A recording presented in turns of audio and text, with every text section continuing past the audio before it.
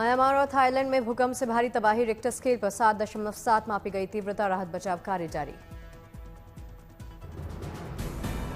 Thailand में भूकंप से भारी नुकसान, थाईलैंड ने हवाई अड्डों और सबवे को बंद किया, लोगों से अलर्ट रहने की अपील की। थाईलैंड की राजधानी बैंकॉक में भी दिखी गई भारी तबाही, भूकंप का भयानक मंजर के चलते कई मंजिला इमारतें जमींदोज, कई लोग लापता। बांग्लादेश में महसूस किए गए भूकंप के झटके, रिक्टर स्केल पर 7.3 मापी गई तीव्रता। थाईलैंड और म्यांमार में भूकंप पर प्रधानमंत्री मोदी ने जताया दुख, लिखा, मैं म्यांमार और थाईलैंड में भूकंप के बाद की स्थिति से चिंतित हूं, सभी की सुरक्षा खुशहाली के लिए प्रार्थना करता हूं। राज्यसभा में सपा सांसद रामजी लाल सुमन के बयान पर जमकर हंगामा, सभापति जगदीप धनखड़ बोले, इतिहास पर टिप्पणी करना सही नहीं। कांग्रेस नेता प्रमोद तिवारी ने राणा सांगा को बताया देश का हीरो, कहा, राणा सांगा का हम सम्मान करते हैं। राणा सांगा इस देश के बहादुर थे, हमारे हीरो थे, हम उनका हीरो की तरह सम्मान करते हैं। सपा सांसद के समर्थन में उतरे खड़गे, कहा, देश के लिए लड़ने वालों का सम्मान, बीजेपी को इतिहास के बारे में जानकारी नहीं। इस देश में जो भी पैट्रियट्स हैं, देश के लिए लड़े हैं, उनका मैं सम्मान करता हूं।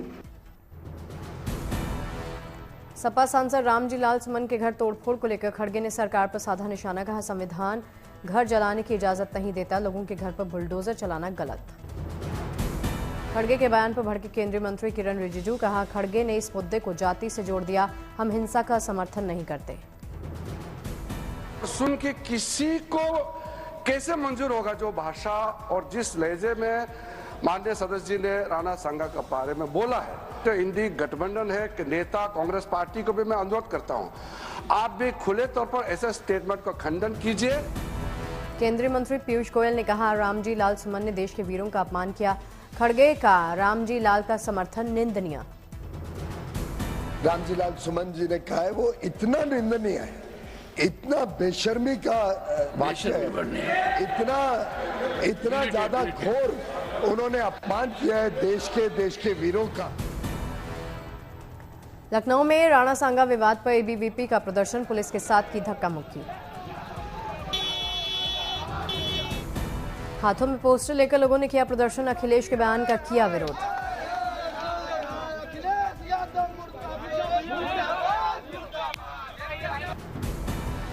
दिल्ली विधानसभा में आपका हंगामा, सरकार के खिलाफ जमकर नारेबाजी।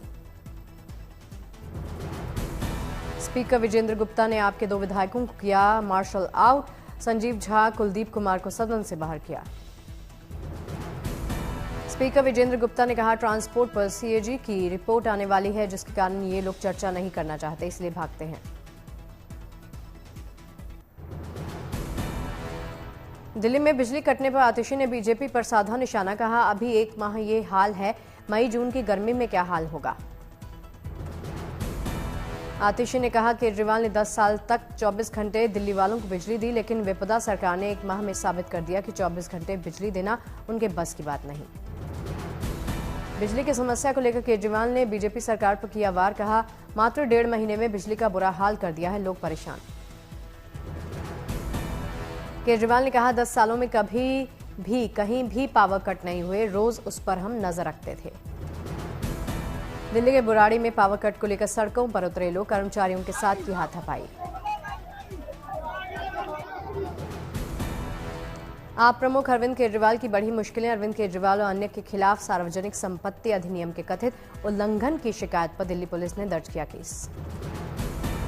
विवादित कविता केस मामले में इमरान प्रतापगढ़ी को सुप्रीम कोर्ट से राहत, एससी ने कहा, मौलिक अधिकारों की रक्षा होनी चाहिए।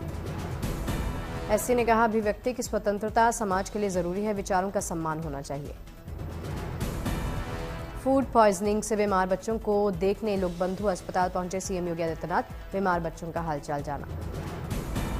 सीएम योगी ने डॉक्टरों को दिए बेहतर इलाज के निर्देश, डॉक्टरों से कहा, बच्चों के इलाज में कोई कोताही ना हो। लखनऊ में अलविदा की नमाज पर सुरक्षा के विशेष इंतजाम, 94 ईदगाह और 1210 मस्जिदों में पढ़ी जाएगी नमाज। नमाज के दौरान ड्रोन सीसीटीवी कैमरा से निगरानी, सोशल मीडिया पर आपत्तिजनक पोस्ट करने वालों पर रखी जाएगी नजर। सोशल मीडिया पर नजर रखने के लिए साइबर क्राइम की 4 टीमें लगाई गई, 64 हॉटस्पॉट्स भी चुने गए। नोएडा में भी ईद की नमाज को लेकर नोएडा पुलिस अलर्ट, अलविदा जुम्मा चेटी वंद का पर्व, नोएडा में लागू की गई धारा 163। आज से 31 मार्च तक पूरे नोएडा में लागू रहेगी धारा 163, सुरक्षा के कड़े इंतजाम।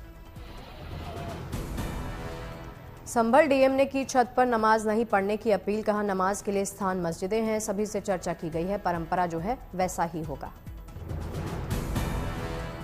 नियमित रूप से चर्चा हो रही है, वार्ता हो रही है, तो उन्होंने हमें विश्वास दिलाया है कि जहां पूर्व की भांति जो परंपरा थी उसी के अनुरूप नमाज होगी, उसके अतिरिक्त किसी भी रूप में।